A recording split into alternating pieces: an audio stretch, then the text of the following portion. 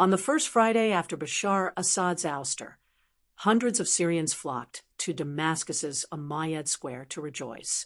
In a video message, Ahmad al-Shara, formerly Abu Muhammad al-Golani, congratulated the Syrian people on the overthrow of Assad and urged them to rejoice in peace as they rebuilt their country.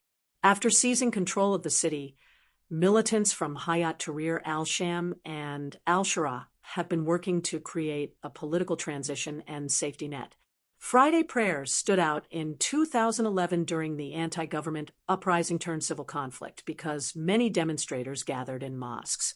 Protesters in Damascus Umayyad Square shouted, "Unified Syria to build Syria," as they represented Syrians of all stripes.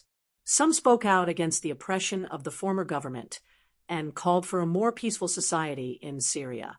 The festivities were cut short when U.S. Secretary of State Antony Blinken met with regional leaders in Ankara to address the situation in Syria.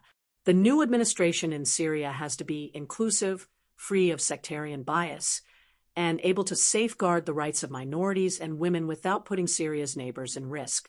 Israeli bombings on Syrian locations divert arms from radicals, leaving insurgent groups' positions unknown. It is critical to control ISIS, Blinken said.